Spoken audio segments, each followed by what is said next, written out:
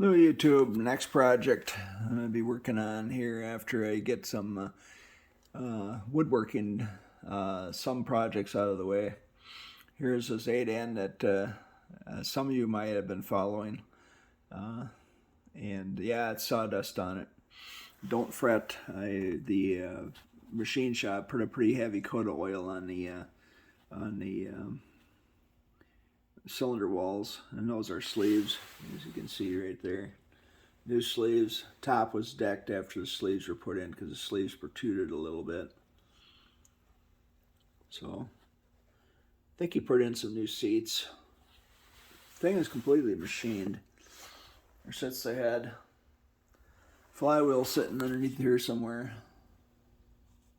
There you can see the ring gear. Got to get a new ring gear for it. Crank is sitting underneath this plastic over here. This thing's been sitting up here like this for probably a half a year. I pushed the rear end back so I could have more room to do some other work in the shop. I did actually, back here in the corner here, I've got my Tractor Supply parts washer ready to roll. Get this stuff cleaned up. Yeah, this thing is really a dirty mess, but there's one of the things that really irritated me about the machine job. The guy was really good. He knew what to do. He put in these holes in the lifter bores so that you could adjust the lifters. Lifters I had were going to be kind of expensive, so I had them refinished. Kind of up in the air if I'm going to put a new cam in. The cam sits over here, right there. You can see it with the gear on it. Not sure if I'm going to replace that or not. I might. Hard to say.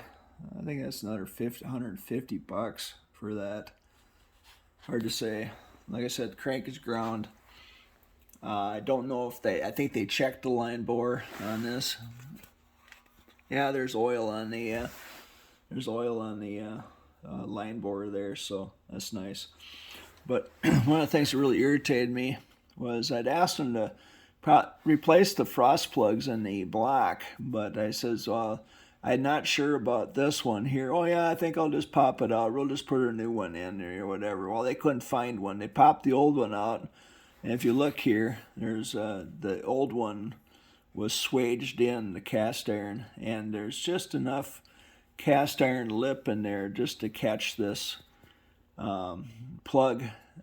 Welsh plug. I did dent it in so that it expand, and it seems to be holding. I did put some anaerobic sealer around it, and then I think what I'm going to do is I'm going to drill a hole over here, 1024, and another one over here. If you look, the oil galley kind of goes along this side, so if I stay away from this area, I'm thinking I'm okay. Over here, I should be fine, and I think I'm away from the actual water jacket here too on the outside portion of the block. This here, I'm pretty sure I'm got plenty of thickness here, and I doubt if there's any wet water jacket here. So if I get a couple of 1022 screws in, I picked up a couple of Allen head screws that are 1024. I think I'm going to put in there, and then I'm going to put either a nice washer, or I'm going to put a strap right across here just to kind of hold this in place. I don't want that popping out on me, but I think that was kind of unnecessary. After he did this one first, and then was afraid to do the ones in the block for the freeze plugs and expansion plugs, and I kind of wish that he would have done those. Because I'm hoping that they don't leak. They're really rusted bad, but they're not. They don't. That didn't seem to be leaking, and there was actually antifreeze in here. Thank goodness the owner had actually had antifreeze in this thing while it sat through the winter. So everything is in order. Everything's ready to go back together. I might have mentioned, maybe I didn't, camshaft. I'm not sure if I'm going to replace that or not. I should do some measurement on it and see. The lifters had some wear, and that's what concerned me. I did have the lifters ground, and so I'm thinking about maybe it's just as well to have the camshaft replaced.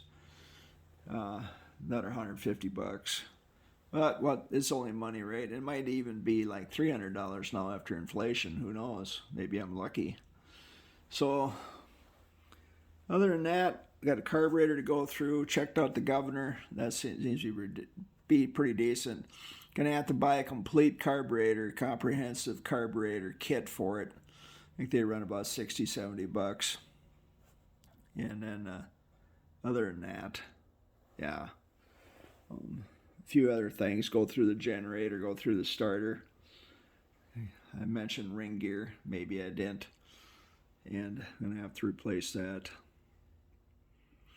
The rest of the machine, then it's next thing is to get through and find out what kind of shape these bearings are in.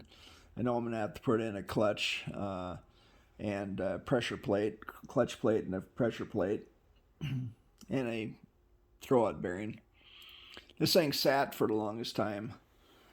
Over here is the Sherman overdrive on the backside of that steering gear. Haven't got steering gear put back together yet, but I think I'm in pretty good shape there. Yeah, I did mention the head there. But other than that, oh yeah, gasket set, some pistons in here. Rods are someplace. Had the rods reconditioned, had new bushings put in. So yeah, it's a lot of money to do all this. It's just amazing what machine shops get. Unreal. Kits, yeah, you guys look at your kits and say, oh, $500, that's not too bad. And then after you double that in machining, wow. Oh, it won't be much over $1,200. Okay, go ahead and do it. Yeah, oh, good grief. Ended up being quite a bit of money. And I think I could go out and you could buy all these stupid 4-8 ends. Before you even consider doing one of these things, I think you're better off just buying one that's already running. And that somebody else spent $10,000 on to fix up. So I don't expect to spend that much, but who knows? Let's wait and see. I'll do a tally at the end. But buyer, well, not necessarily buyer beware. Just tractor fixer-upper restorer beware. Have a great day. Thanks for watching. Bye.